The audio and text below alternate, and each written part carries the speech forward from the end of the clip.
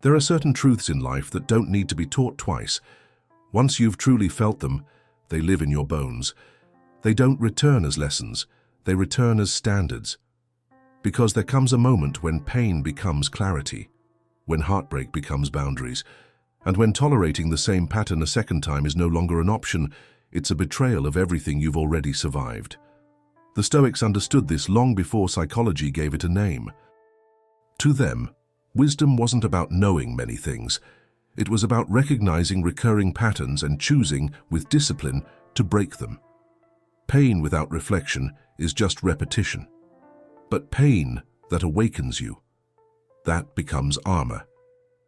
In this world of distractions, projections, and performance, it's easy to lose yourself, piece by piece, compromise by compromise, until you're no longer sure where you end and others begin. But the Stoic refuses to live reactively. He stops, observes, reflects, and corrects, because the wise do not need to experience the same fire twice in order to learn not to walk into it again. These are 20 painful truths that will transform your character if you let them. Each one, when seen through the lens of Stoic discipline, is not just a lesson, it's a boundary, a vow, a silent promise between the person you were and the one you refuse to stop becoming. Let's begin. 1. Never give someone the opportunity to waste your time twice. A lesson once ignored becomes a habit repeated. There is a particular kind of mistake that ceases to be innocent the moment you repeat it. Not because the world punishes you, but because something within you quietly begins to rot. Your clarity, your instinct, your self-respect. You saw it. You felt it.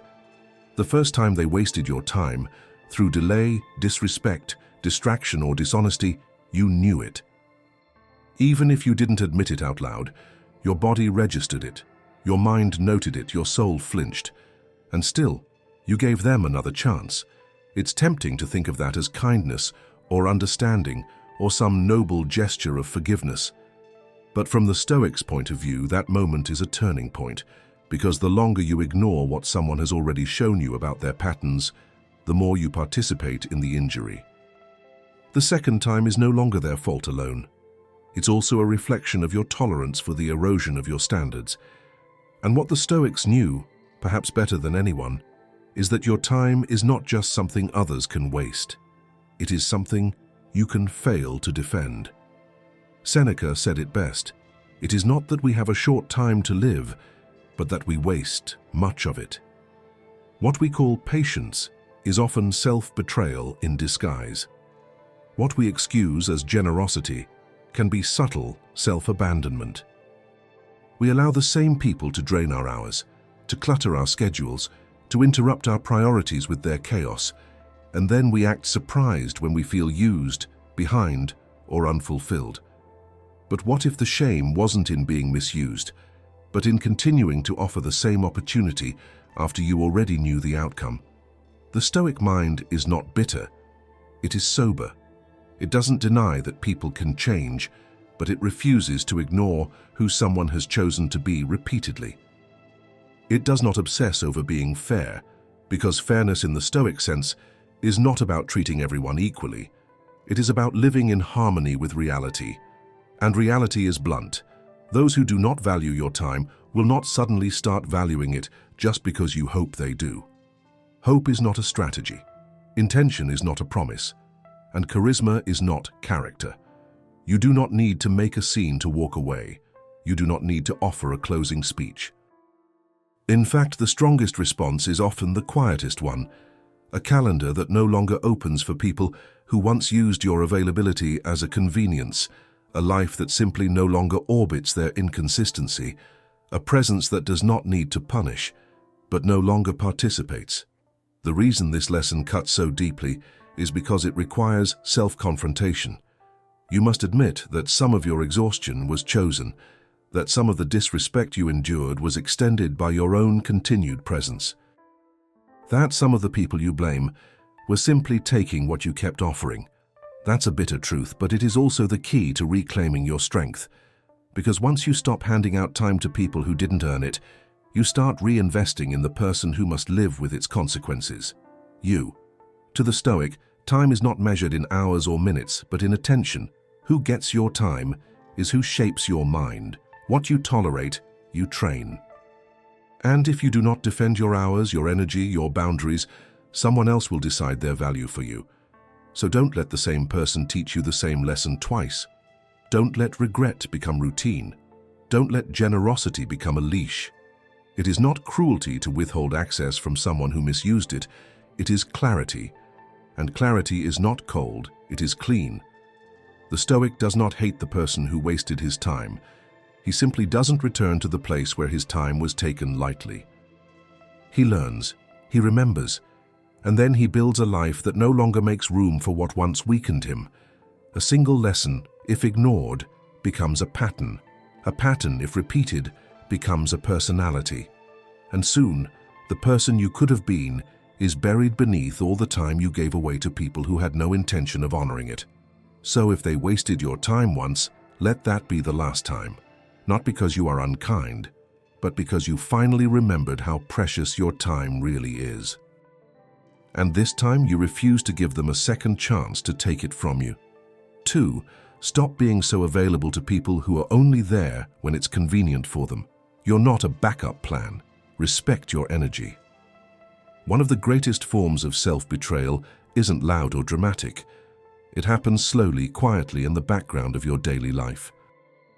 It happens every time you delay what matters to you, every time you rearrange your priorities, every time you stretch your energy to accommodate someone who only thinks of you when they need something.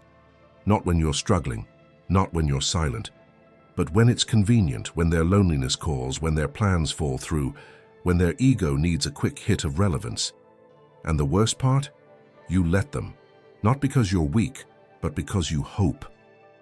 You hope that this time will be different, that this time they'll mean it, that this time they'll stay. But to the Stoic mind, hope that lacks boundaries is not virtue, it's delusion.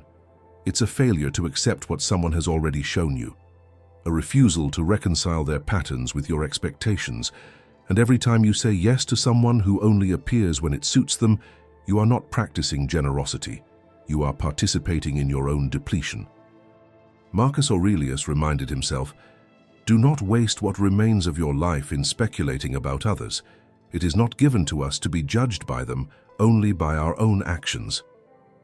This is not just about morality, it's about self-respect. Because when you repeatedly give time, presence, comfort, or attention to someone who never shows up for you in return, you are not showing them your strength.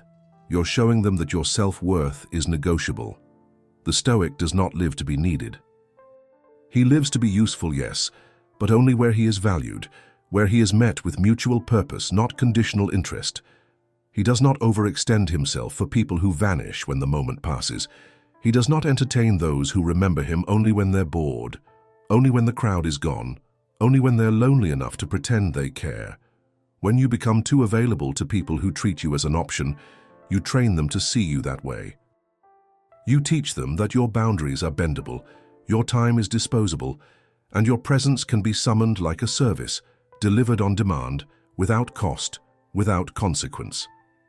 And slowly, this treatment begins to echo inside you.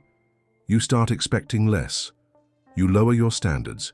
You silence your needs to maintain their proximity. But the Stoic would ask, proximity to what? To whom? To a person who values you only in pieces, only in pauses between distractions? No, that is not love. That is not friendship. That is not mutual respect. That is convenience dressed as connection.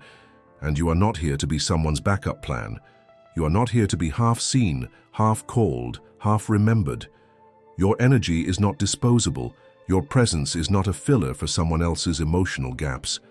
And the moment you begin to treat your availability as sacred, the world begins to mirror that respect back to you, quietly but unmistakably.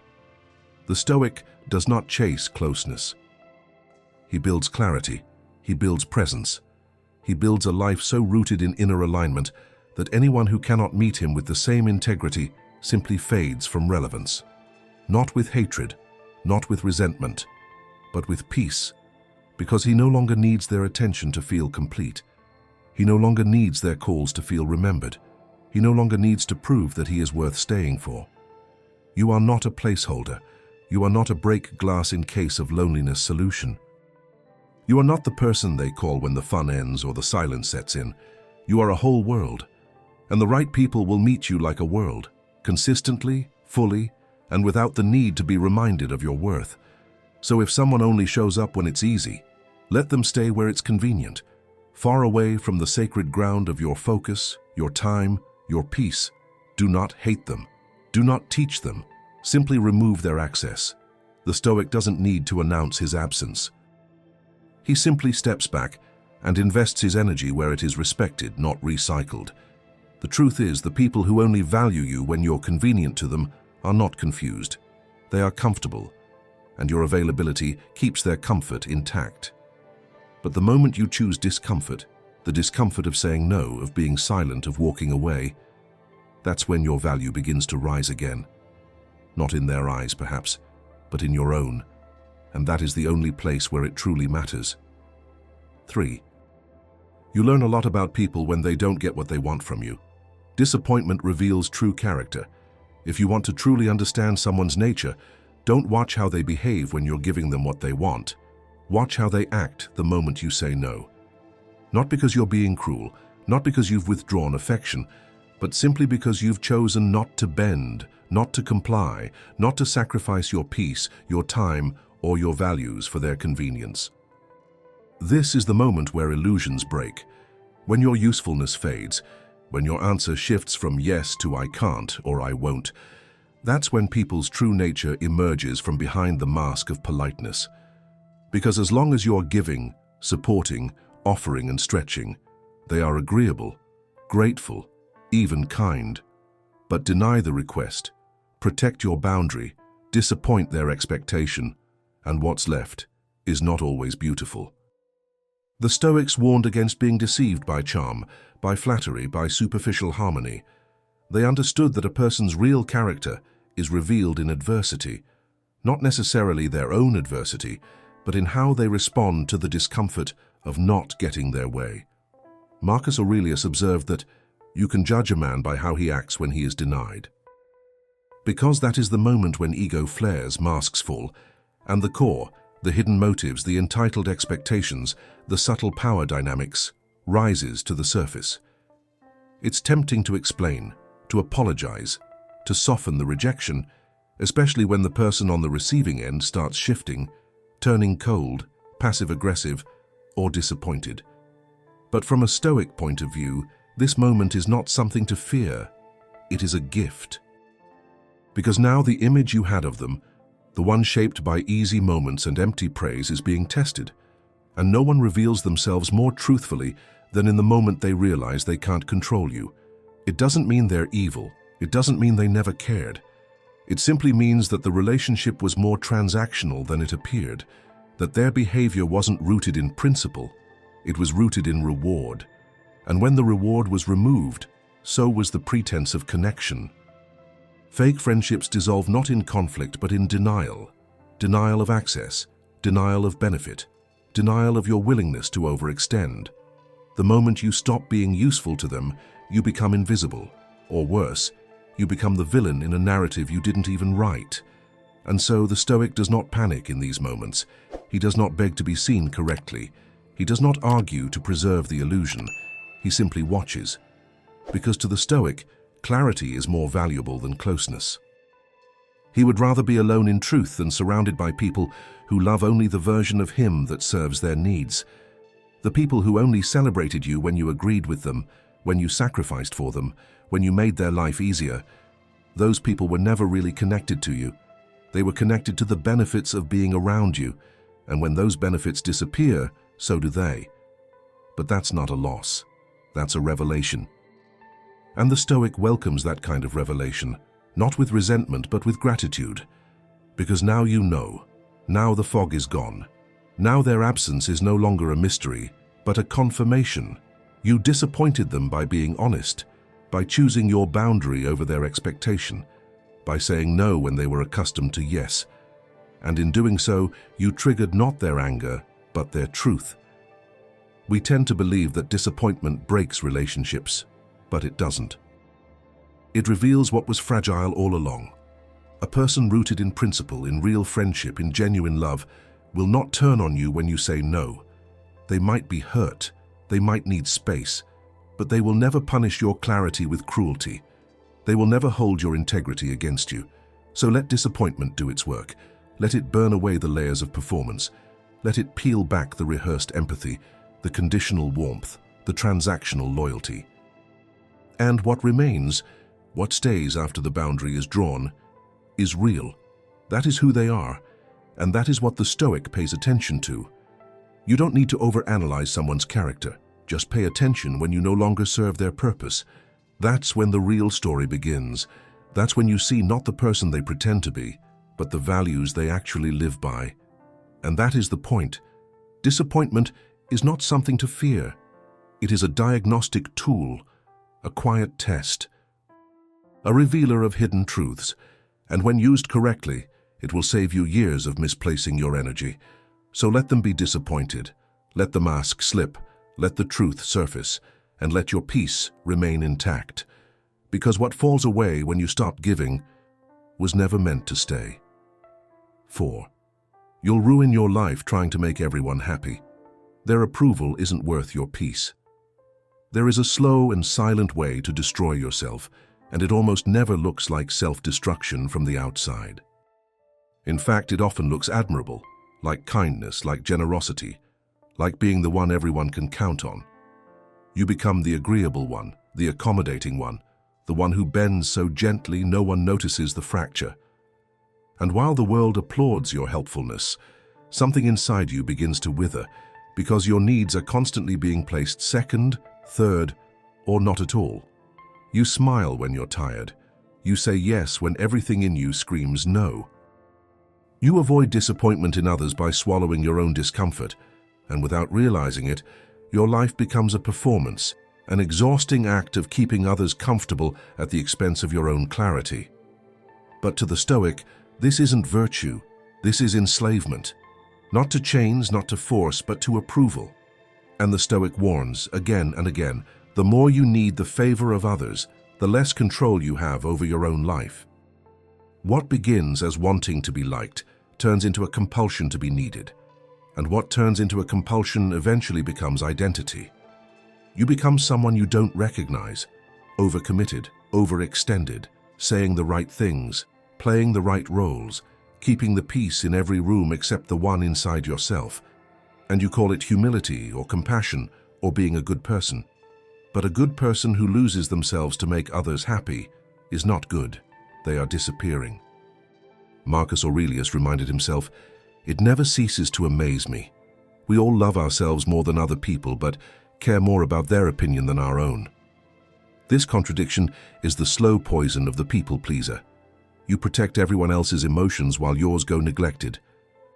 You build your life around their perception, their approval, their comfort, and what's left for you is exhaustion masked as productivity, bitterness disguised as generosity, and quiet resentment where peace was supposed to live. The Stoics didn't encourage arrogance or coldness. They encouraged inner alignment. They did not reject kindness. They simply refused to let it become servitude. Because real kindness comes from overflow, not from emptiness. When you live to please, you live out of fear. Fear of conflict, fear of rejection, fear of being misunderstood. And when fear is behind your choices, your virtue is compromised because you are no longer acting from principle, but from pressure. There is a false peace that comes from pleasing others. It feels safe, orderly, familiar. But it's not peace, it's surveillance. You monitor your every word, your every tone, your every choice, in anticipation of how it will be received. You exhaust yourself keeping everyone else comfortable, and the irony is that half of them still won't like you. The rest won't notice your effort, and only a few will truly value your sacrifice, and even they will expect it to continue. So the Stoic chooses differently. He accepts with full clarity that not everyone will understand him, approve of him, or stay with him, and he does not twist himself to fit their expectations. Because he knows, a peace that depends on being liked is not peace, it is performance under pressure. and eventually the act will collapse. You will either have to betray others by being honest, or betray yourself by remaining agreeable. The Stoic chooses the former, not because it's easy, but because it's clean.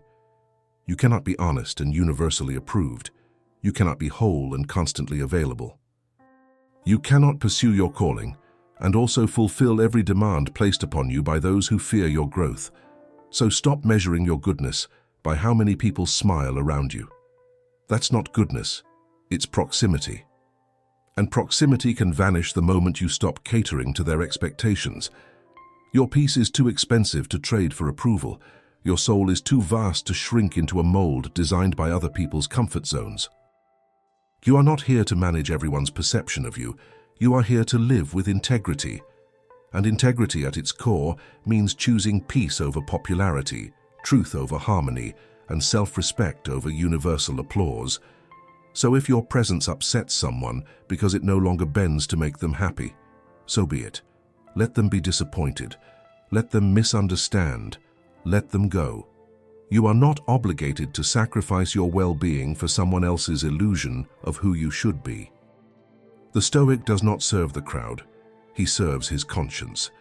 And if peace is the cost of being liked, then it's a price no wise person should ever pay. 5. The easiest way to destroy your self-confidence is to constantly break the promises you make to yourself. Self-trust is built through consistency. There's a kind of quiet betrayal that doesn't make headlines, doesn't involve other people, and doesn't end with dramatic consequences.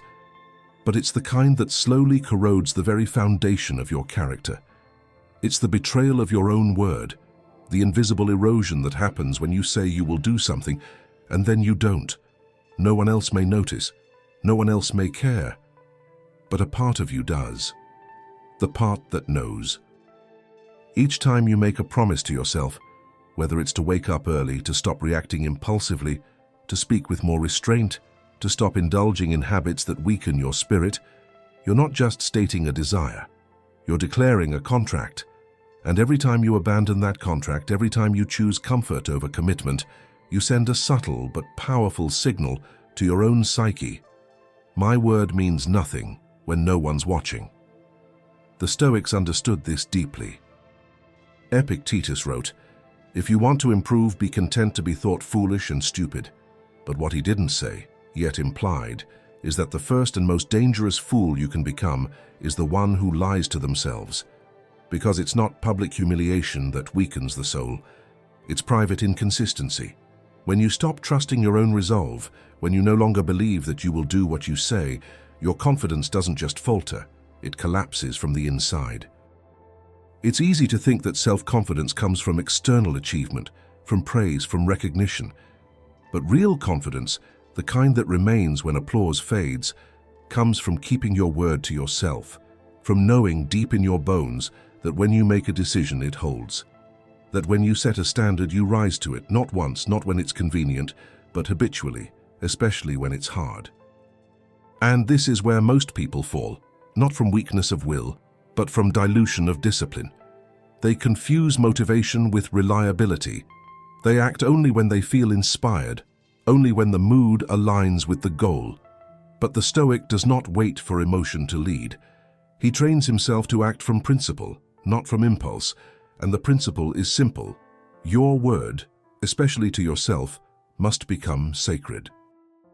Because every time you say, "I'll start tomorrow," and don't, every time you say just this once and let it slide, every time you rationalize delay, excuse inconsistency, or mask avoidance as self-care, you are teaching your mind that your promises are flexible, that your commitments are optional, that your identity is negotiable.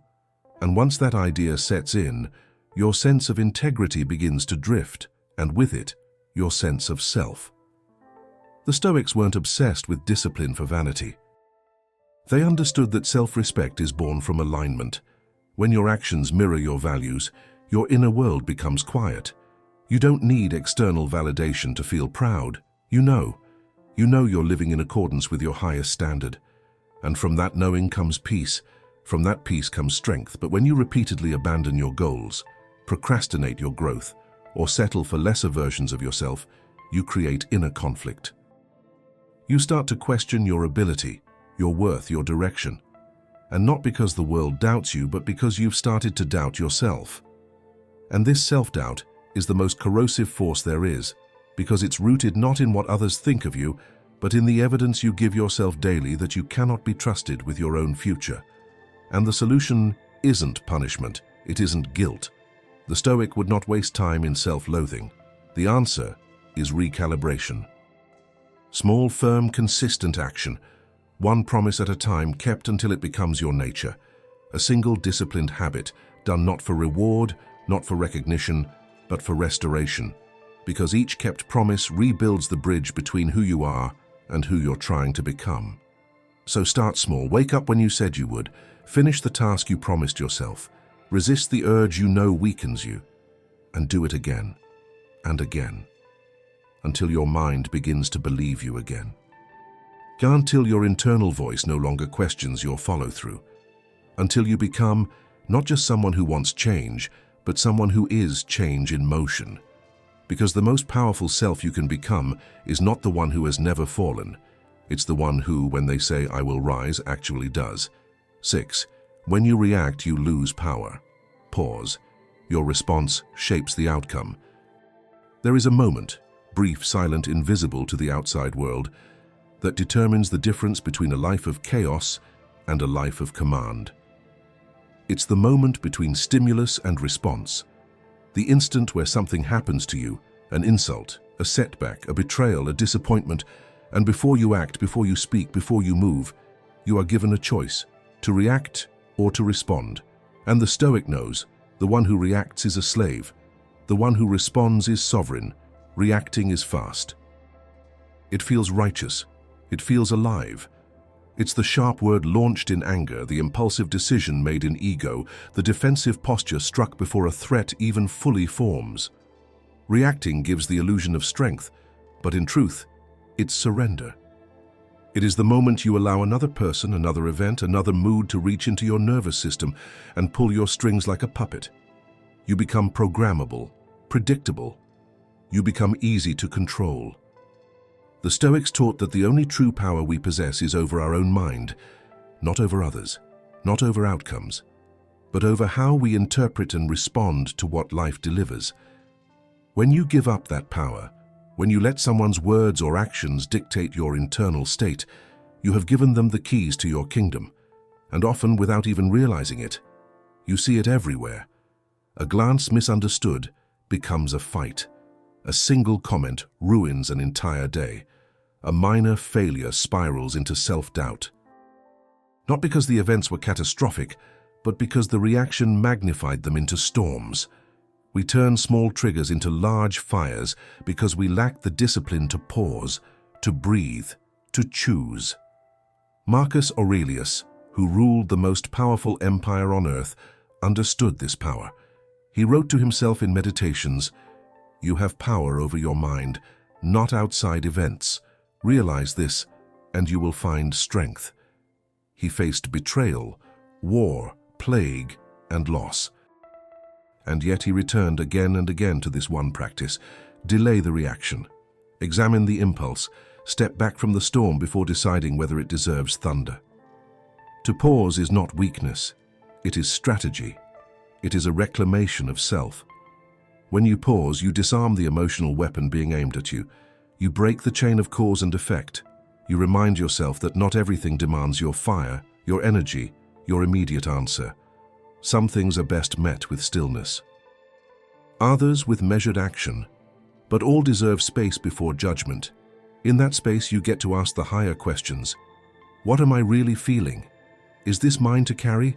What outcome do I want from this? Does this deserve my peace? The Stoic does not repress emotion, but he refuses to be ruled by it. He feels the heat rise but does not let it burn down his clarity. He lets the arrow land but chooses not to bleed unnecessarily. The person who reacts is easily manipulated because their behavior is dictated externally. Praise lifts them, criticism breaks them, offense derails them. But the person who responds, who chooses their action with deliberation, is untouchable in a different way. Their mood is not at the mercy of circumstance. Their focus is not hijacked by noise. Their strength is not broadcasted in how loud they are, but in how unshakable they remain. So the next time you are provoked by a message, a betrayal, a delay, or a failure, remember, your first thought is often the one given to you by fear. Your second is the one shaped by society. But your third, after the pause, is the one shaped by principle. And that's the one worth acting on. The Stoic trains for that moment in advance. He knows life will throw stones, rumors, injustice, misinterpretations, and he does not prepare by building walls, but by strengthening his pause. Because the pause is where power lives. It is where dignity is preserved. It is where destruction is avoided and transformation begins. A calm mind is not one without emotion. It is a mind that holds its fire until it knows what to burn. And sometimes, the most powerful move is not to strike back, but to stand still, breathe deeply, and say nothing at all. 7. To change your life, you need to change your priorities. What you focus on becomes your future. Life does not change when we get more time. Life changes when we start using the time we already have differently. The illusion that transformation requires a dramatic event, a sudden shift, a stroke of luck, a final wake-up call, is just that, an illusion. What truly alters the trajectory of a life is subtle, almost invisible at first. It is a quiet, repeated decision to redirect your attention toward what actually matters. And this is the terrain where the Stoic lives, not in the fantasy of potential, but in the precision of priority. A man who says he wants peace, but gives his attention daily to gossip, chaos, and complaint, is not building peace.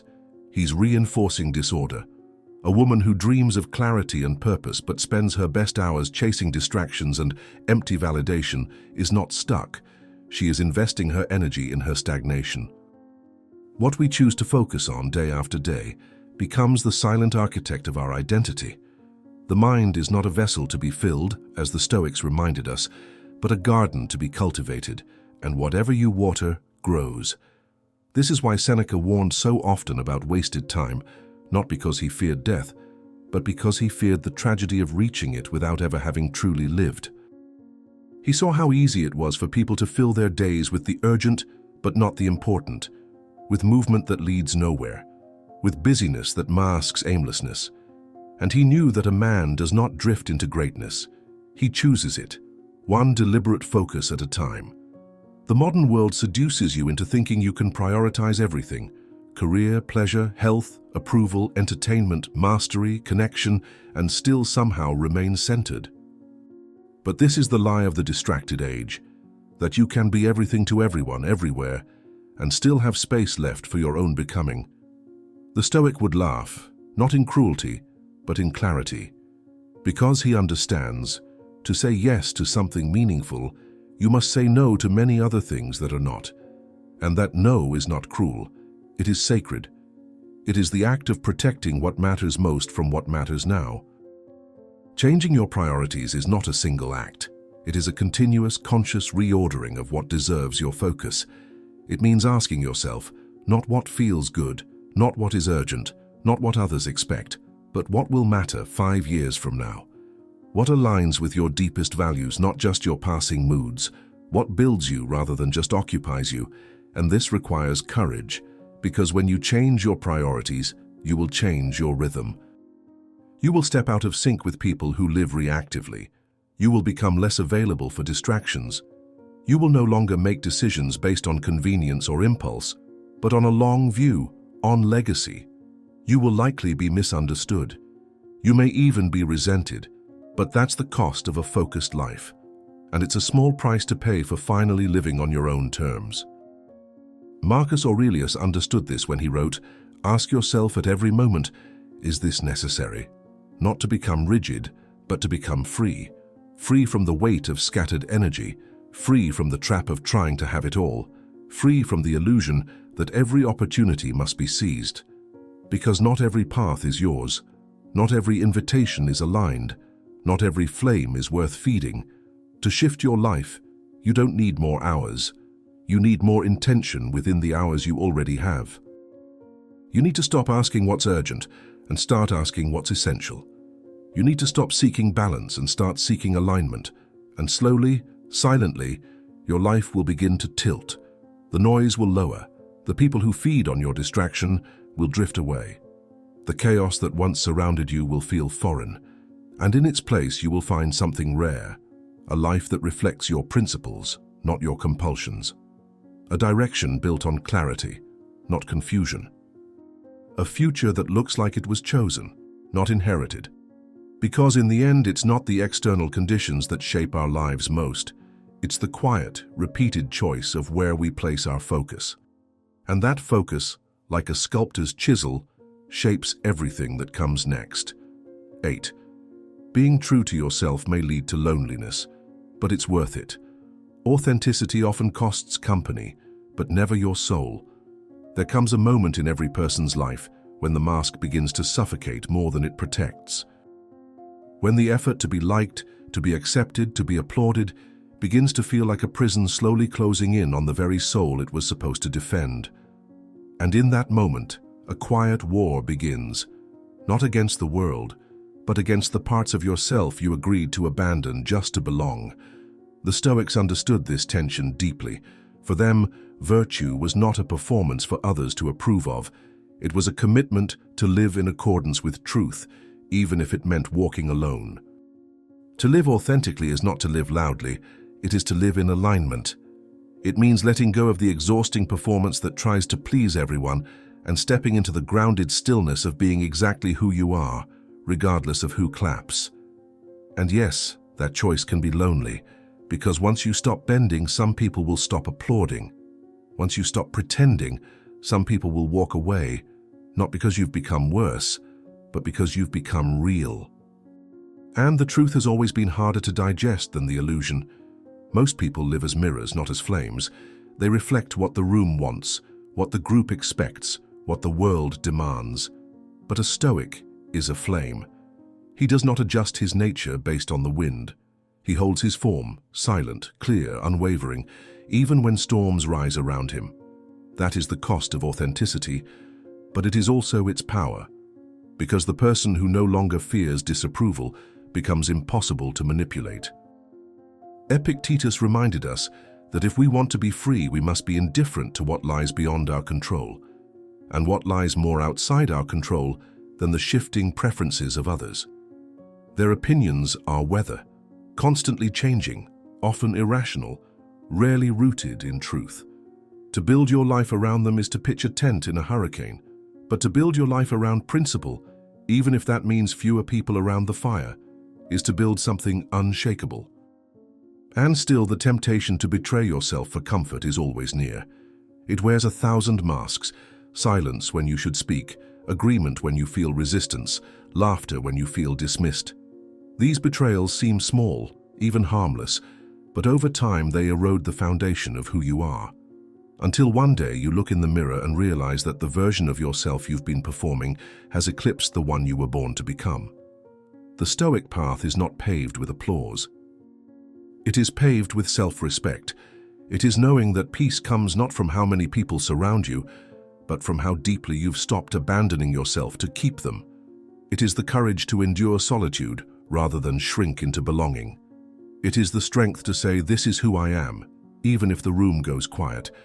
And yes, there will be seasons where the silence feels unbearable, where you question if the cost of integrity is too high, where loneliness lingers like a shadow at your side. But in that silence, you will also hear something that cannot be found in the noise of constant approval, the sound of your own voice, unedited, undiluted, sovereign. It is better to be alone in truth than surrounded in performance. Because company built on illusion cannot sustain you. It will demand more masks, more compromises, more fractures. But the soul, your soul, was not designed to live fractured. It was designed to live whole, even if that means walking paths others fear to tread. In the end, authenticity may reduce the size of your circle, but it will deepen the strength of your foundation. The friends who remain will not be drawn to your performance, but to your essence. The peace you gain will not be borrowed, but owned. And the path you walk will no longer be guided by fear, but by fidelity. to your values, to your truth, to yourself. The Stoics never promised that living with virtue would be easy, only that it would be worth it. And in a world addicted to imitation, being real is the most radical thing you can do, so stand firm, speak truth, let go of who you're supposed to be, and trust that the solitude of self-respect is always more noble than the comfort of self-betrayal. 9. You see a person's true colors when you are no longer beneficial to their life. When your value to them fades, their truth appears.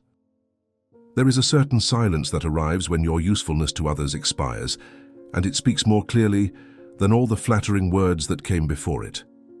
In that silence, masks fall, and what remains is not the version of the person they performed while needing you, but the one that was always waiting behind the curtain.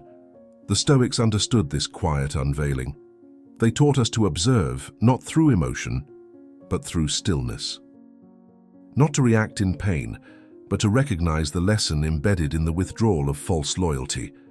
In a world where relationships are often transactional, your presence can be mistaken for a service. Your kindness becomes expected. Your help becomes habit. Your giving becomes currency. And as long as you are needed, you are welcomed. But the moment you no longer serve a purpose, when your name no longer brings opportunity, status, comfort, or convenience, watch closely. Because this is where character emerges. This is where truth is no longer filtered through want. Seneca once said, "It is not the man who has too little, but the man who craves more, that is poor." And the same principle applies to those who only keep you around for what you give, not for who you are. Their connection is not anchored in virtue or respect. It is rooted in craving, in the utility you provide. The friendship is not based on harmony of souls, but on the rhythm of benefits. Once the benefits slow, so does their affection. Once your fountain stops flowing, they find another well to drink from. This realization can sting, especially when you gave with sincerity, when you believed the bond was mutual, when you saw them as more than a transaction. But the Stoic does not retreat into bitterness. He does not curse the revelation. He accepts it as clarity, painful, yes, but necessary. Because better to see a person clearly in absence than to continue living in illusion through presence.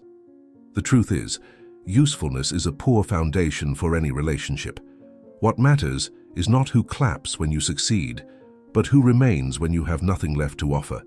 Who sees you, not for your resources, your status, or your connections, but for your values, your integrity, your quiet dignity.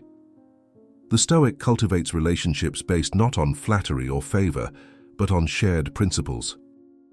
He prefers the solitude of authenticity to the company of parasites. You learn much about people in your decline, when you are no longer entertaining, no longer shining, no longer advantageous. Some disappear, others shift coldly, and a rare few stay. These few, the ones who remain when the stage lights dim, are the ones worth building with. Their loyalty is not conditional. Their presence is not strategic. They are not orbiting your gravity. They are walking beside you with shared purpose. But here lies the deeper lesson. Do not let the vanishing of others diminish your value. Their absence is not your fault. It is your liberation. Their departure is not loss. It is refinement. You are not less because someone loved your benefits more than your being. You are not smaller because they stopped calling. You are clearer. You are cleaner. You are now surrounded by fewer illusions. And from a Stoic lens, this is where your power begins again, because now you are no longer deceived. Now you no longer waste your sacred energy trying to maintain relationships built on conditional ground.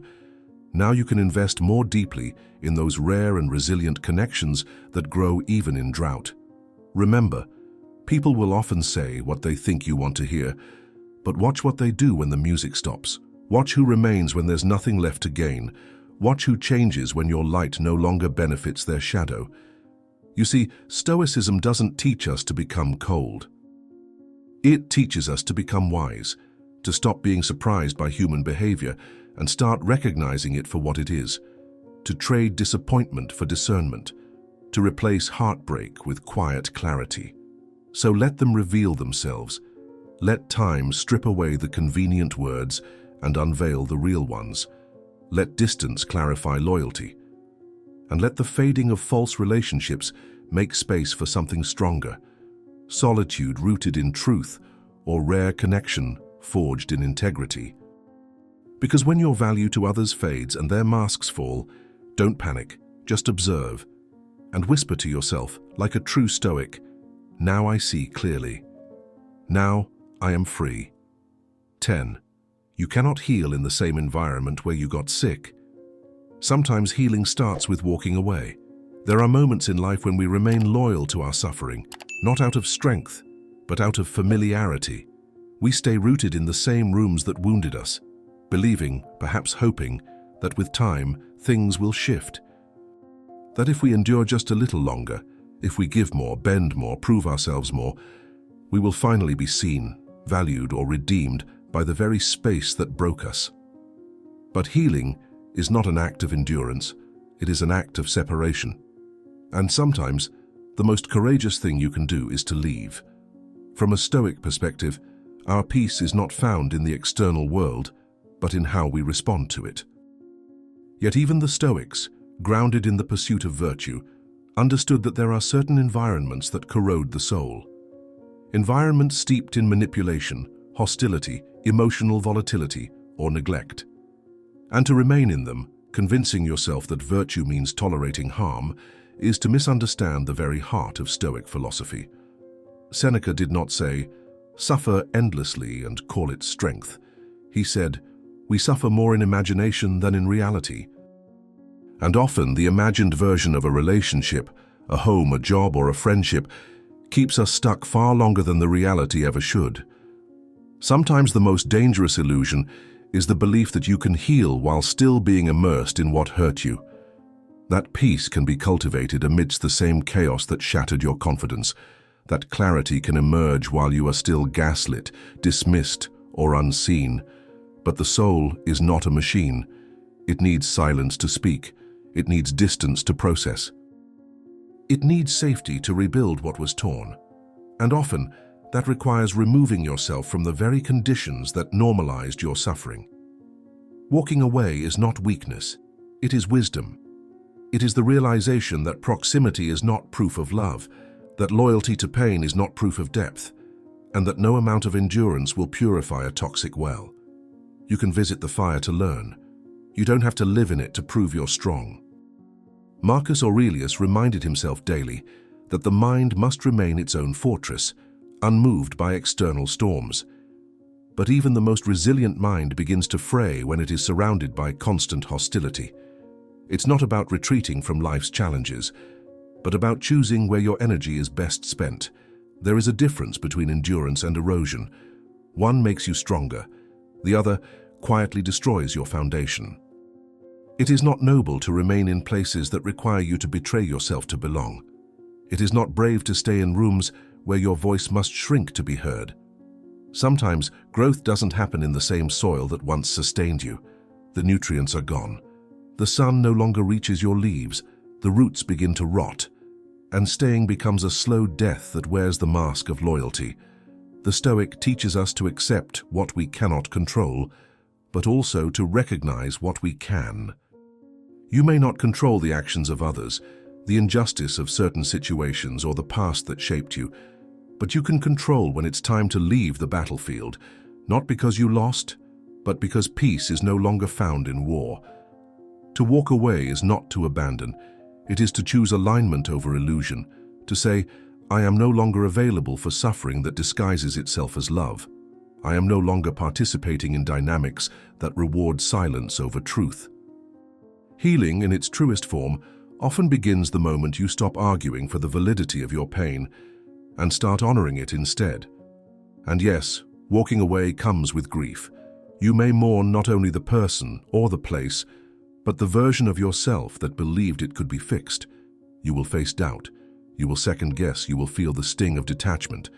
But beyond that threshold, there is space. And in that space, your breath returns. Your clarity sharpens. Your identity begins to uncurl from the shape it had to take to survive. So let the door close, even if it creaks with nostalgia. Let the room empty, even if it echoes with what could have been. Let the silence settle, not as a void, but as a sanctuary. You cannot heal where your nervous system remains in defense mode. You cannot transform while walking on eggshells. You cannot reclaim your center while orbiting someone else's chaos. To walk away is to choose your evolution over your history. It is to honor the parts of you that whispered, "We deserve more than this," even when everything else told you to stay. And that is not retreat. That is sovereignty. 11. Sometimes you just have to accept that some people can only be in your heart, not in your life. Love doesn't always mean presence. There are goodbyes that never echo in the air, only in the quiet corridors of the soul. People we love who do not leave violently but slowly, dissolving through time, through choices, through what was never said. The Stoics would have called this an expression of fate, of nature unfolding in its necessary course. But to the heart, it feels like fracture. To the mind, it feels like injustice. And yet maturity, true grounded maturity, arrives the moment we realize that presence is not the ultimate measure of love. To live in alignment with Stoic wisdom is not to deny your attachments, but to discipline your relationship with them. It is not to harden your heart, but to clarify the limits of what it can hold. And one of the most difficult truths to accept, even for the wisest among us, is that not every person we cherish is meant to walk every mile of our path. Some arrive as companions, some as mirrors, some as lessons, and many, though loved deeply, are not designed to stay. The modern world tells us that love must conquer all, that if you care deeply enough, you must fight, sacrifice, compromise endlessly to keep someone beside you. But the Stoics offer a quieter, more sobering understanding that love, while sacred, does not guarantee compatibility. That affection alone does not overcome divergence in values, in timing, in character, or in destiny. And that to try to keep someone close who can only coexist with a version of you that no longer exists is not love. It is a slow form of self-abandonment. Sometimes loving someone means letting them go, not because you've stopped caring, but because staying would require you to shrink, to betray your needs, to carry the weight of a connection that no longer breathes freely. There is no virtue in loyalty that comes at the cost of your peace. There is no nobility in keeping a seat at your table for someone who continues to leave crumbs of their presence, but never brings nourishment. And yet, even as we release them, we do not have to erase them. The Stoic teaches us to differentiate between what is up to us and what is not. You cannot control whether someone evolves at your pace. You cannot force alignment where there is only friction. You cannot build a future on the fragments of a past that was never whole. But what you can control is how you carry the memory. You can choose to let it be part of your story without allowing it to dictate your ending. There is a strange kind of peace in knowing that you can love someone deeply and still recognize that their chapter in your life has concluded. That love, real love, does not always demand physical proximity. It lives in the way you speak of them without bitterness, in the way you wish them well without needing a reunion, in the way you've allowed their impact to shape you, but not define you. You don't have to demonize someone to justify letting them go. You don't have to rewrite history to validate your decision. Sometimes you simply outgrow each other, not because anyone failed, but because your paths were only ever meant to cross, not merge. Seneca reminds us that we suffer not because life is painful, but because we expect it not to be. We imagine permanence in things that were only ever meant to be seasonal, and when that illusion shatters, we confuse the natural end of a connection with failure. But not all things are broken when they end. Some things are simply complete. To carry someone in your heart means they left a mark, something sacred, something formative.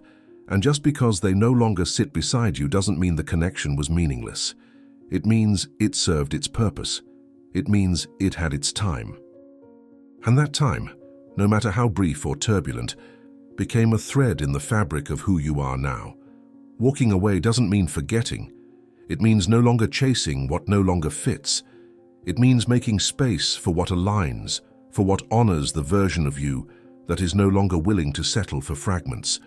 Yes, you will miss them. Some nights will ache, Some memories will arrive uninvited, stirring old longings, but eventually you'll realize that healing was not about erasing them. It was about learning to live fully in their absence. And in that absence you will reclaim yourself, so keep them in your heart if they belong there. Let them live in the quiet corners of your memory, without shame, without bitterness, without reaching backward. Because the Stoic heart knows this, some loves are real even when they are no longer present, and that does not make them less meaningful. It makes them complete. 12. Learn to miss someone without wanting them back. Missing is human. Returning isn't always wise. There's a kind of ache that lives just beneath the surface of memory, a dull, slow-burning sorrow that catches you off guard when a certain song plays, or when the sky looks like it did the day they left. It's not always loud. Sometimes it hums in the background like a familiar melody you didn't ask to hear, and in those moments your heart might whisper a dangerous thought. Maybe it could still work. But the Stoics would caution otherwise. They would remind you that longing and wisdom do not always speak with the same voice, and only one of them should guide your steps. To miss someone is not a flaw. It is not weakness. It is not evidence that you made a mistake by letting them go. It is simply a reflection of your capacity to love, to bond, to carry significance where others might only feel emptiness. And that is something to be honored, not pathologized.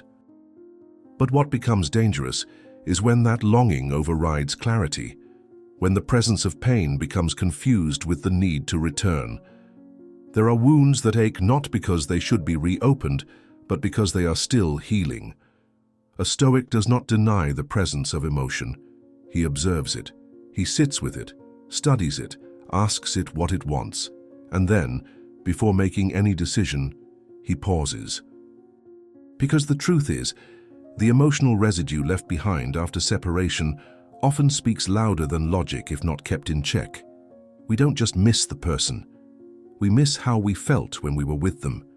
We miss the illusion of comfort, the fragments of joy, the moments that shine brighter in hindsight than they ever did in reality. This is the trap of memory. It edits out the chaos and leaves behind a highlight reel of false simplicity. The Stoics believed in the discipline of perception, that how we interpret a feeling is more important than the feeling itself. Missing someone does not automatically mean they belong in your future. More often than not, it means they were once meaningful, and that meaning should be acknowledged, not clung to. If you have already walked away, if your soul already knew the cost of staying was your own becoming, then returning out of nostalgia is not healing. It is regression disguised as hope. Not everyone who once felt like home was actually safe. Not everyone who knew how to make you laugh knew how to honor your heart. And not everyone you miss deserves a second entrance. In fact, the truest test of growth is not in how you let go, but in how you refrain from reaching back when the silence gets loud and the loneliness returns. Because discipline is not tested in strength, it is tested in weakness. And what you do in your weakest hour reveals the direction your soul is headed. There is a reason the Stoics valued solitude. Because it sharpens the mind, cleanses the soul, and teaches you that your peace is not tied to anyone else's presence. You are not a half waiting to be made whole. You are not a soul suspended in grief, waiting for rescue. You are complete, whole, capable of remembering someone without inviting them back into a space they've already proven they can't nurture. Missing them is human, but returning, that must be a decision filtered through reason, not longing. Ask yourself not, do I miss them, but rather, has anything changed that would make the ending any different? And more importantly, am I remembering the person or the potential I projected onto them? Many people don't want the actual person back. They want a version of the person who never existed outside their imagination. They want closure wrapped in new beginnings. But the Stoics would remind us, closure is not found in others. It is earned by the self. By standing firm in your decision, by refusing to romanticize what once hurt you, by learning that wisdom often means sitting with the ache and not acting on it. Do not chase echoes. Do not mistake emotion for invitation. Do not rewrite your past just because your present feels empty. There are seasons for connection, and there are seasons for solitude. And just because someone mattered once does not mean they belong in the chapter you are writing now. You can miss someone and still move forward. You can remember them with grace and still choose distance. You can honor what once was without resurrecting it. That is not coldness. That is maturity. That is freedom. That is love, turned inward, where it always should have been. 13. Growth is often a painful process. Change hurts before it heals. Change rarely arrives dressed in comfort. It does not knock politely at the door asking for permission. More often it breaks in unannounced, shatters the illusion of control, and forces you to confront the parts of yourself you spent years avoiding. That's why so many fear it. Not because growth isn't beautiful, but because the path to get there requires a kind of internal violence, a shedding, a death, a surrender. And in the Stoic worldview, this pain is not an enemy to be escaped, but a teacher to be endured, because what hurts us, if faced properly, also forms us. To grow is to disrupt familiarity. It is to walk away from the version of yourself that once protected you, even if it still tries to convince you it's necessary. It means unlearning the beliefs you built your identity upon, questioning the stories you've always told yourself, and letting go of the relationships that only ever loved your stagnation. That kind of change doesn't come with applause. It comes with silence, with loss. With long nights where the mind wants to turn back, but the soul whispers, keep going. The Stoics taught that suffering is not always a signal that something is wrong. Sometimes it is proof that transformation is underway, that your roots are stretching deeper, that your skin is no longer willing to contain a self that has outgrown its limitations. And if you resist it, if you run from the discomfort or seek to numb it, you miss the refinement that pain was sent to deliver. There is a difference between suffering that is destructive and suffering that is purifying.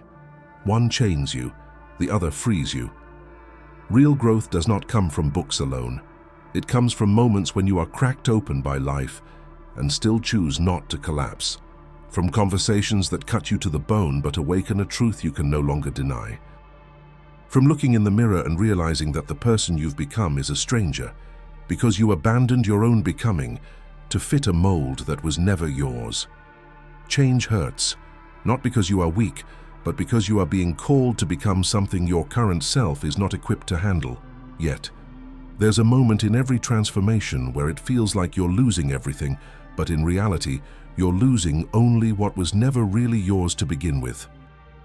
You're shedding habits, masks, dependencies, illusions, and the more tightly you held onto those things, the more pain their departure causes. But as Epictetus would say, it is not things themselves that disturb us, but our judgments about them. Pain is not the enemy.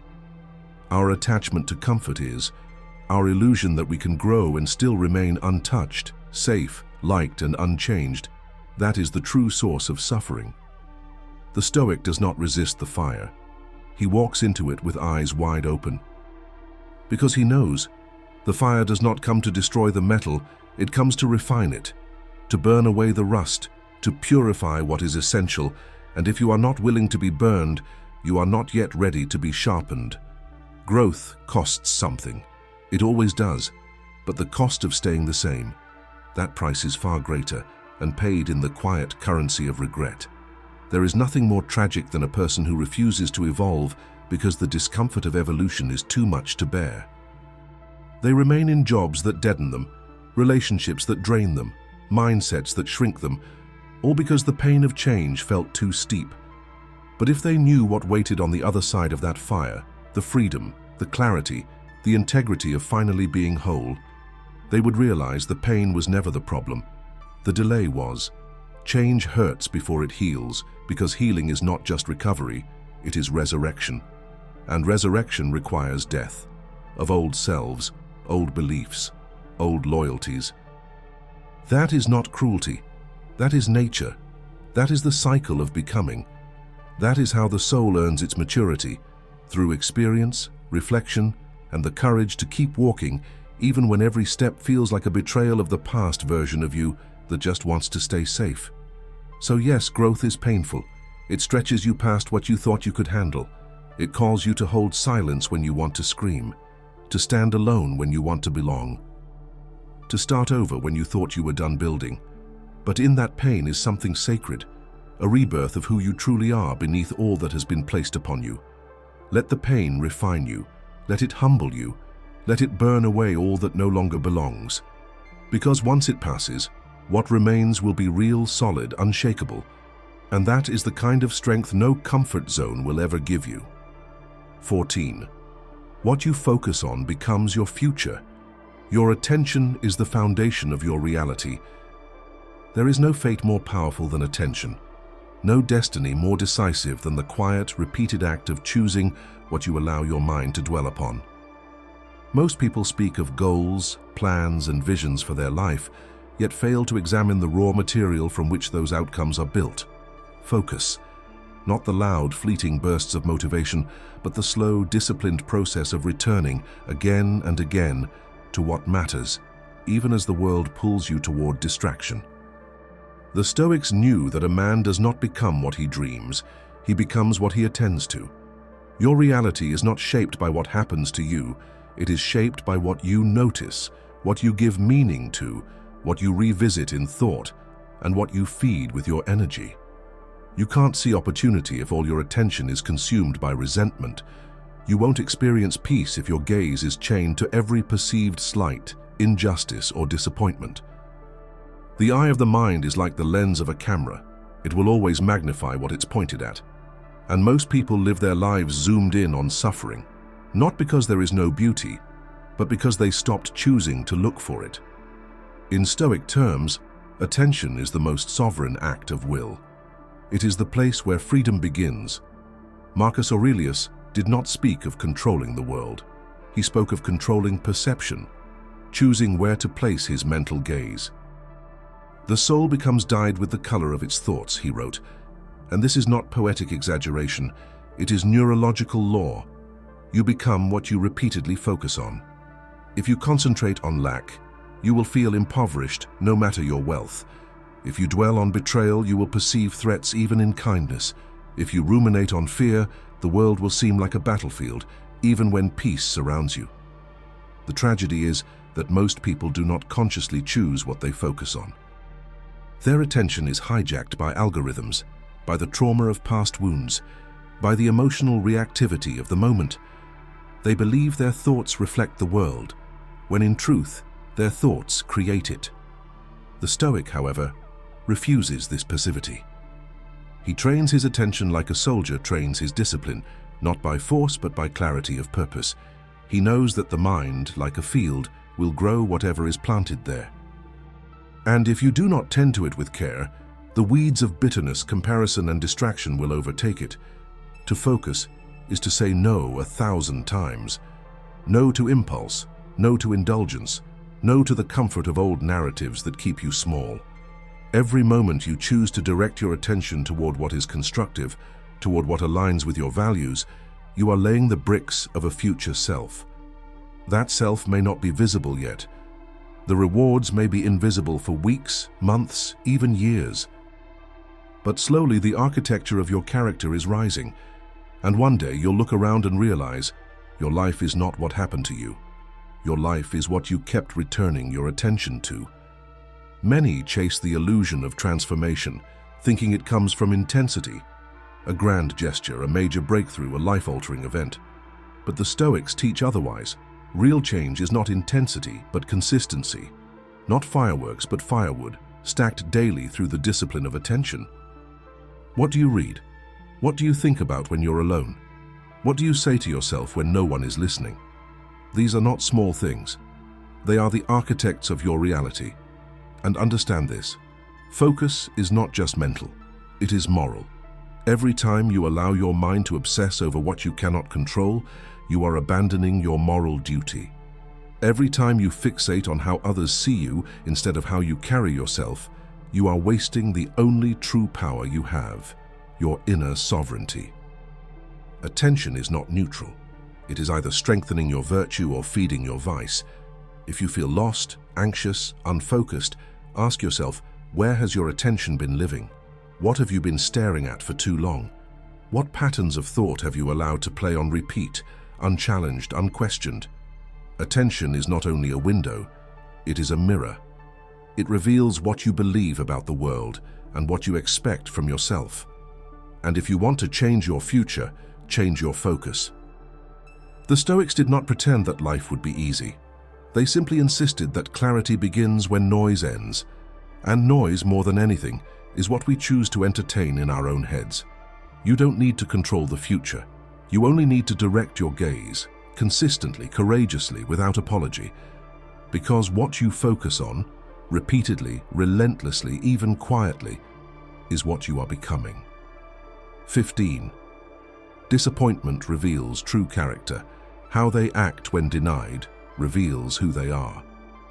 It is easy to seem noble when things are going your way, when life grants you ease, when people agree with your desires, when the doors you knock on open without resistance.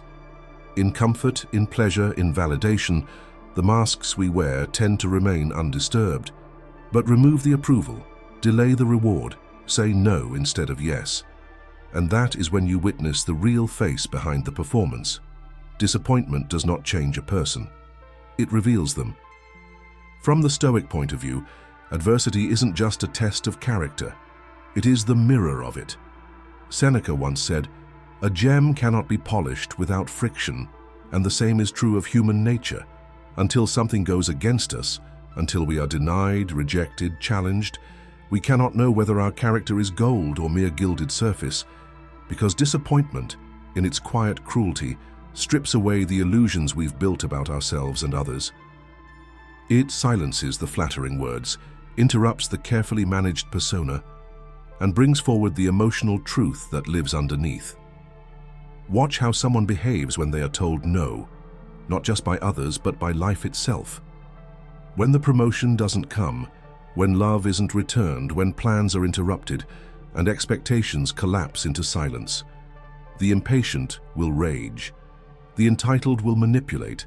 The fragile will withdraw in passive bitterness. But the disciplined, the rare, will adjust. The Stoic will observe, accept, and redirect his efforts without complaint, not because he doesn't feel the sting of disappointment, but because he refuses to let that sting define his actions. A person's relationship with disappointment is their relationship with reality. Do they punish others for not giving them what they want? Do they view rejection as an injury to their ego, a personal insult to their self-worth? Or do they see it, as the Stoics did, as neutral, perhaps even instructive? The wise person does not see denial as failure. He sees it as feedback, a reminder that the world does not owe him compliance, and that peace is built not in the gratification of every desire, but in the mastery of how one responds when desires go unmet. The Roman Emperor Marcus Aurelius, who faced betrayal, war, and the constant weight of unfulfilled wishes, wrote in his Meditations, "You have power over your mind, not outside events. Realize this, and you will find strength." Most people collapse under disappointment because they've built their self-worth on the illusion of control. They believe their expectations should shape reality, and when reality does not cooperate, they shatter. But the Stoic, trained in detachment and perspective, never places his peace on outcomes. He roots it in virtue. This is why disappointment is such a sacred teacher. It does not come to punish, it comes to clarify. It shows you who is only kind when they are getting what they want, who is generous only when praised, who is supportive only when benefiting. And it also shows you yourself, the parts of you that still depend on validation, the desires you've mistaken for needs, the expectations you've silently placed on the world to treat you a certain way. Disappointment doesn't break you. It peels back the layers you've been afraid to examine. And so when someone is denied what they crave, watch closely. Do they remain grounded? Do they adjust their course and continue on with quiet determination? Or do they lash out, play the victim, sulk in self-pity? The Stoics would say this: do not judge a person by how they celebrate. Judge them by how they endure. Anyone can wear patience as a mask when everything aligns, but when the tide turns, when the applause fades, when the answer is no instead of yes, that is when a person's core is revealed. You must also ask this of yourself. When disappointment visits, do you tighten your grip, demand the world bend to your plans? Or do you loosen your expectations and meet life as it is, not as you think it should be? The Stoic path is not about suppressing emotion. It is about not allowing emotion to hijack reason, to feel the sting but not be led by it, to remain anchored even as the wind of frustration blows hard against your ideals. In this world, so much is uncertain. Desires will go unmet, plans will unravel. People will fail you. That is not pessimism, that is clarity. The only thing you truly control is how you respond, and your response is your philosophy made visible. You don't need to explain your values. They are revealed every time you are disappointed and choose discipline over drama, stillness over spite, reflection over reaction. So the next time someone is denied, rejected, or disappointed, pay attention. Their reaction isn't random. It's their character, unfiltered. And it will tell you everything you need to know. 16. Love doesn't mean losing yourself for someone else. If you are shrinking to be loved, it's not love, it's survival. There is a kind of love that feels more like erosion than affection. It asks you not to grow, but to fold, not to shine, but to dim. It disguises itself in warm language, compromise, loyalty, sacrifice, but over time, you begin to notice the cost. Your voice grows quieter, your convictions blur, your boundaries soften, and your sense of self becomes something you consult less and less. You are no longer a person in love, you are a performance designed to be accepted. And the more you shrink to fit inside someone else's comfort, the more distant you grow from your own center. From the Stoic point of view, this is the most dangerous kind of misalignment, not because it screams, but because it whispers. It's not the dramatic betrayal that wounds deepest, it's the slow abandonment of the self in the name of affection. Marcus Aurelius wrote, "The happiness of your life depends upon the quality of your thoughts." But how can your thoughts remain clear when every day you negotiate pieces of yourself just to maintain peace in a relationship that only honors you in fragments? Stoicism does not oppose love. It opposes dependency disguised as love. It teaches that no external attachment, no matter how tender, should compromise the integrity of your character. The Stoic does not confuse affection with self-erasure. He gives freely, but not foolishly. He loves, but not at the cost of his autonomy. He opens his heart, but never abandons his mind. Because love, in its purest form, does not require self-abandonment. It invites self-actualization. If you must silence your truth to keep someone close, that closeness is not intimacy. It is captivity. And if you must choose between being loved and being whole, the Stoic knows which path to take. He chooses wholeness, even if it means walking alone. Because loneliness, in alignment with your values, is far more bearable than connection purchased with self-sacrifice. You were not born to be digestible, convenient, or small. Any love that demands you to shrink is not love. It is survival instinct, fear of loss, dressed up as romance. It is not the embrace of your soul, it is the containment of it. And the soul by nature was never meant to be contained. Love should not be a battlefield where one wins and the other surrenders. It should be the meeting of two sovereign minds, two integrated selves, who recognize the strength in one another and refuse to diminish it. And if that is not present, then clinging to a relationship out of fear is not Stoic endurance, it is emotional enslavement. Epictetus reminds us, freedom is the only worthy goal in life. It is won by disregarding things that lie beyond our control. And that includes other people's expectations of who we should be in order to be loved. You cannot control what another person demands, but you can control what you are willing to give up.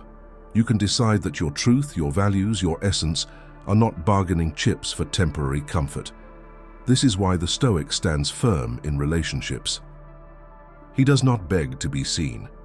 He simply lives in such alignment with his principles that anyone who cannot respect that integrity disqualifies themselves. Not with cruelty, but with clarity.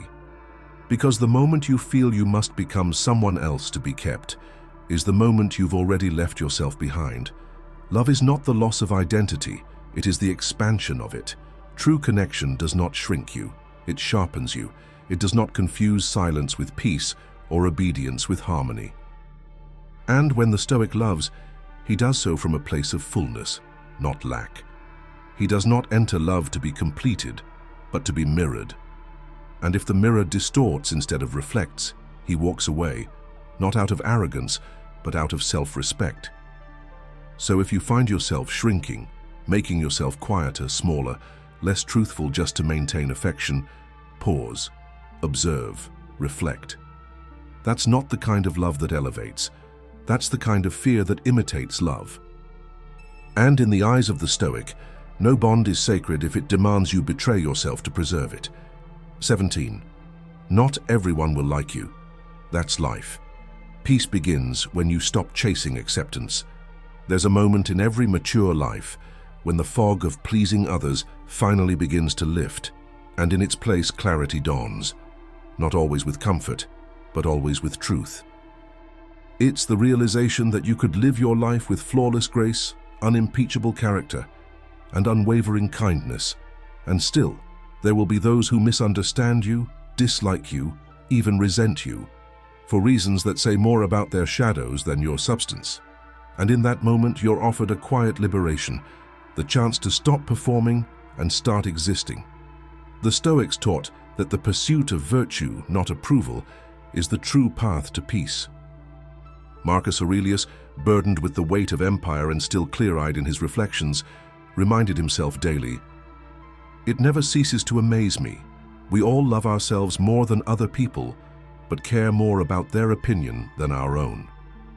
This paradox lives in almost every soul, the need to be free, entangled with the need to be accepted. And yet, every time we bend toward the expectations of others, we drift further from the self we were born to become. It is not cruelty to let go of the need to be liked. It is clarity. Because trying to be universally accepted is the fastest way to become emotionally bankrupt. You shapeshift to please one group and find you've offended another. You dull your edges to avoid conflict and end up erasing your essence. You walk on eggshells for years, only to discover that those you tried hardest to please still found reasons to critique, dismiss, or leave. Why? Because the hunger for external validation is bottomless, and no applause will ever silence the inner ache of someone who's abandoned their own values in exchange for temporary approval. The Stoic does not seek to be liked. He seeks to be aligned. He seeks integrity of character, not applause of crowd. He understands that peace comes not from acceptance, but from congruence, when what you think, say, and do are one. To hold to your principles in the face of misunderstanding, to speak your truth even if it echoes in an empty room, to act with honor without asking for witnesses, that is the Stoic's freedom. That is self-respect. You must ask yourself, how much of your life has been dictated not by what you truly believe, but by what you thought would make you more acceptable, more palatable, more loved? How many opinions have you swallowed? How many dreams delayed?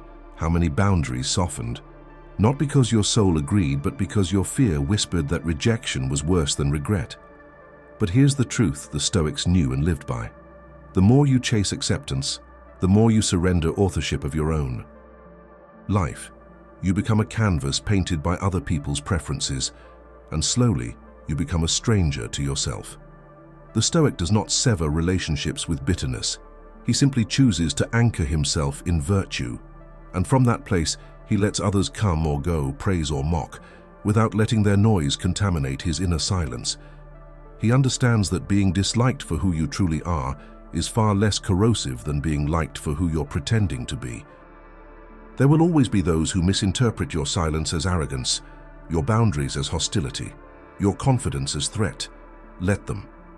It is not your duty to explain your integrity to those committed to misunderstanding it. As Epictetus said, if you want to improve, be content to be thought foolish and stupid. The price of self-respect is often public misreading, but the reward is an inner world that no longer depends on external permission to breathe. In the end, it's not that being liked is wrong. It's that making it your compass will forever lead you away from yourself. You cannot walk your path while constantly looking sideways. You cannot speak your truth while editing your soul. And you cannot find peace while trading authenticity for acceptance. So let others hold their opinions. Let them misunderstand you, mislabel you, walk away from you. That is their right. But remember, it is also your right to no longer be enslaved by their gaze. You owe no one a version of yourself that sacrifices your wholeness for their comfort. In the quiet, when no one is watching, that is where the Stoic lives. In the integrity of self. In the freedom that begins when the need to be liked finally ends. 18. Truth filters out the false. Honesty doesn't cost friends, it reveals them. There comes a time in every life when silence can no longer be maintained, not because we seek confrontation, but because our integrity demands clarity. And when that moment arrives, when we choose to speak the truth we've long carried in silence, something predictable and yet always painful tends to happen. The room shifts. Some people lean in, others pull away. The smiles fade, the air thickens, and in the silence that follows your honesty, you begin to see the truth of others more clearly than ever before. We live in a world that idolizes comfort over candor. A culture that rewards those who smile while lying and punishes those who dare to name what others are afraid to see. But the Stoics understood that truth is not a weapon nor a performance. It is a mirror, and like all mirrors, it does not flatter, it reveals. Epictetus once said, "It is impossible for a man to learn what he thinks he already knows." The truth, when spoken honestly, disrupts illusion. And those who are attached to their illusions will always treat truth-tellers as threats. But let us be clear, honesty is not cruelty, though many will confuse the two when your words don't affirm their expectations. Honesty is alignment. It is the refusal to live out of sync with one's principles, and for the Stoic, to speak truthfully is not an act of rebellion. It is an act of peace. Because nothing is heavier on the soul than pretending. Nothing is more exhausting than saying yes when your whole being says no. The tongue may bend to please, but the soul cannot fake harmony. So what happens when you stop lying? About who you are, what you want, what you believe, you lose some people. That's inevitable. The ones who only loved the version of you that kept quiet, that agreed, that stayed small, will vanish when your truth no longer serves their comfort. And that is not a loss, it is a filter. For truth has a way of burning away the artificial, of revealing who was walking with you out of convenience and who stayed beside you out of alignment. Some will accuse you of changing. Others will say you've become distant, cold, even arrogant, but you haven't changed. You've simply stopped performing. You've stepped out of the role you were cast in and begun speaking from your center instead of your fear. And those who never truly saw you will now say they don't recognize you. Let them. They were never looking anyway. The Stoics remind us that friendship rooted in flattery is not friendship. It is dependency in disguise. Real bonds are not broken by truth. They are tested by it. And if someone leaves because you chose honesty over harmony, then they were never with you. They were with the illusion you maintained to keep the peace. That's not betrayal, that's revelation. But understand this, speaking the truth does not mean speaking everything. The Stoic chooses his words carefully, not to deceive, but to serve. He does not wield honesty like a blade, cutting wherever he pleases. He speaks when necessary, and always from a place of discipline, not impulse. For there is a difference between truth spoken to liberate and truth spoken to dominate.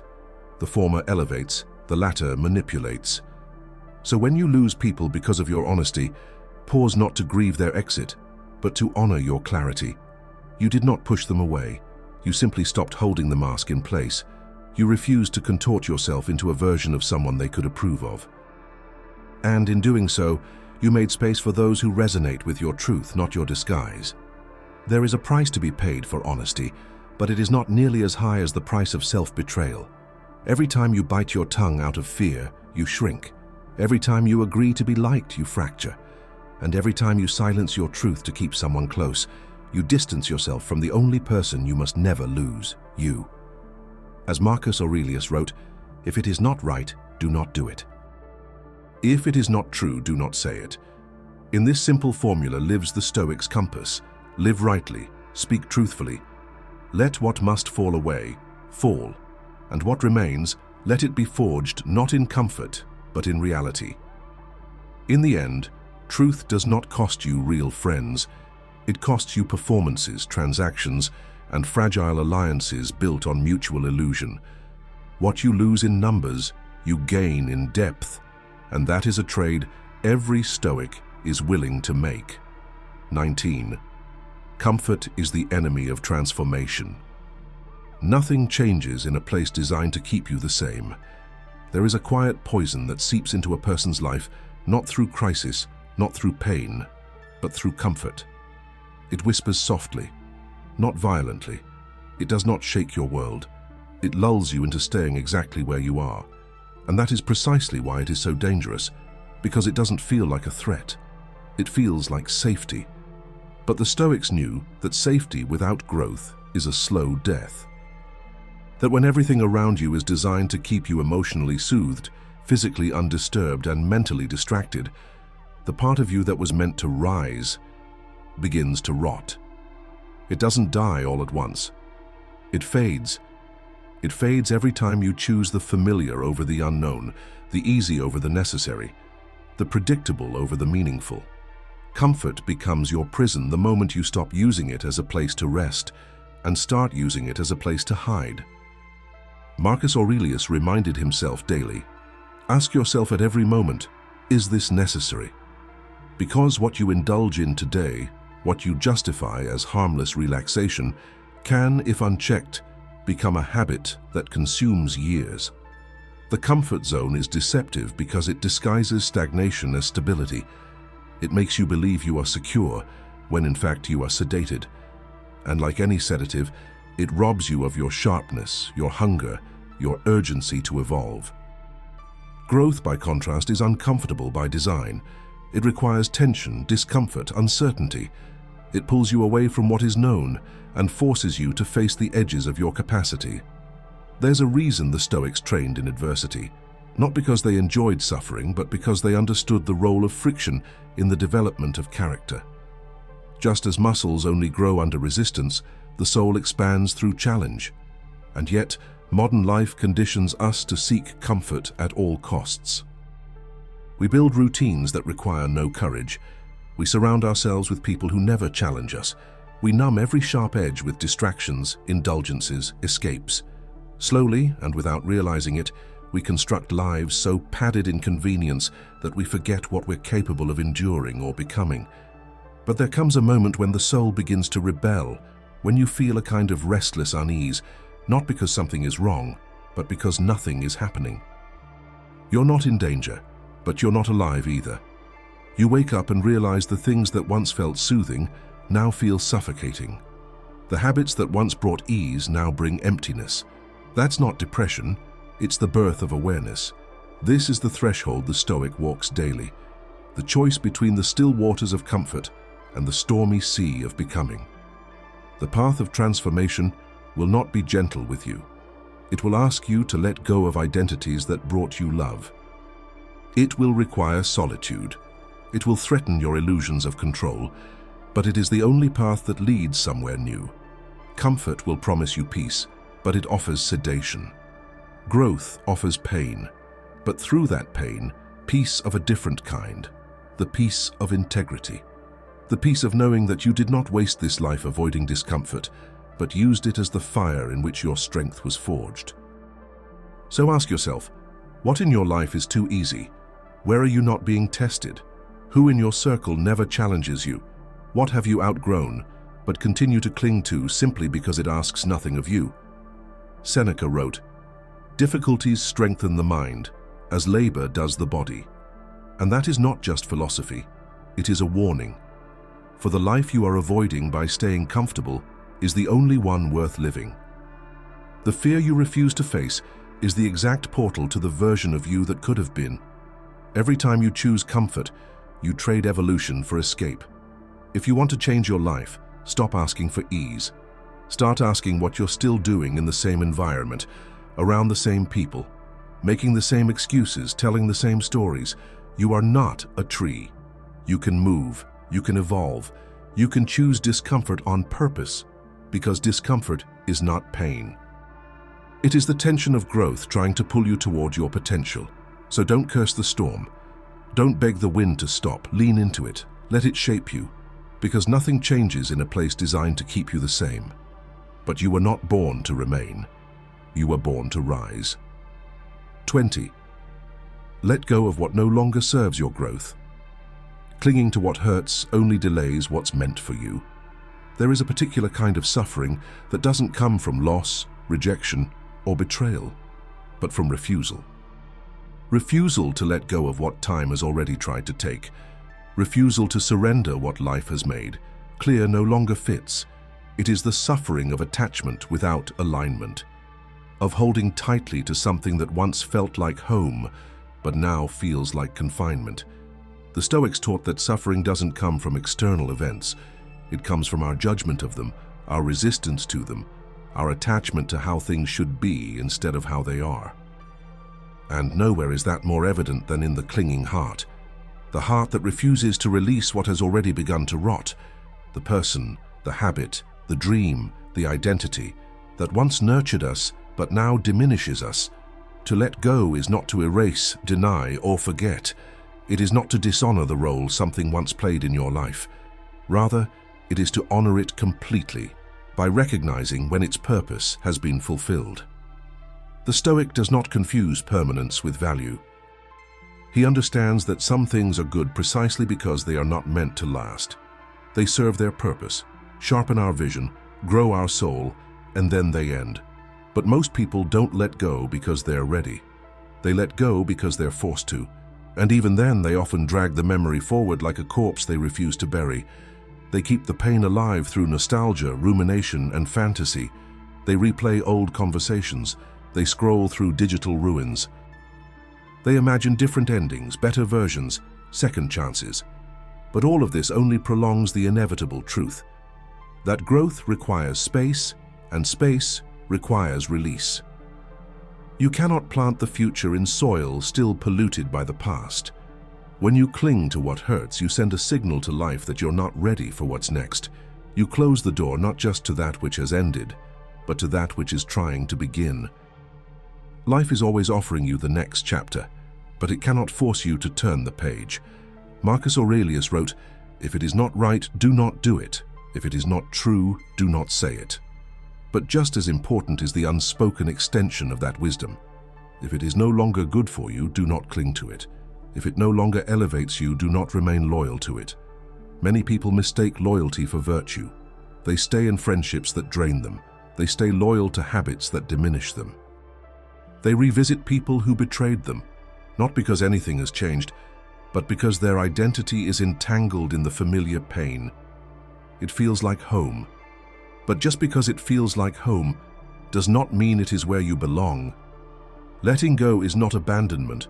It is not heartlessness. It is clarity. It is the quiet strength to say, "This season has served me, and now I release it, so I can become who I am meant to be." The truth is, what's meant for you cannot find you if you're still clinging to what broke you.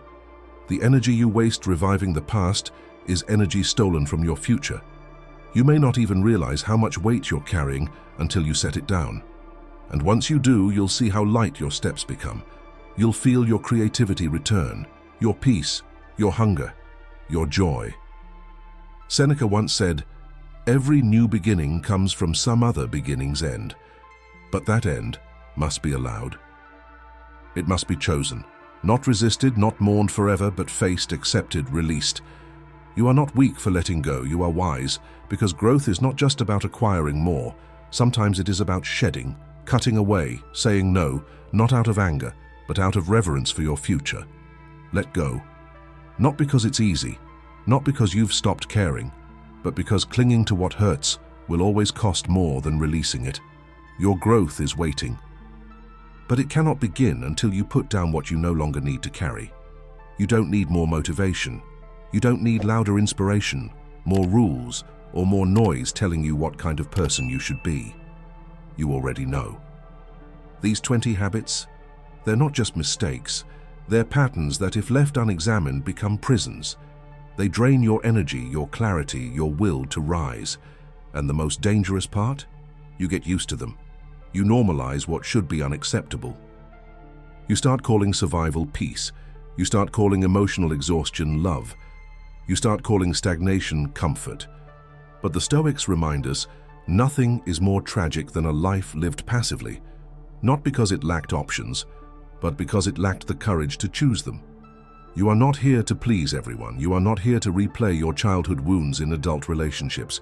You are here to become someone you respect, to choose peace over approval, clarity over chaos, discipline over comfort. That is what it means to live a life of virtue. So draw the line, not in anger, not in bitterness, but in honor. Honor for the time you still have. Honor for the self you're still becoming. Honor for the future that refuses to arrive until you stop tolerating what's holding you back. Let go, begin again, and don't look back. The rest of your life is already waiting.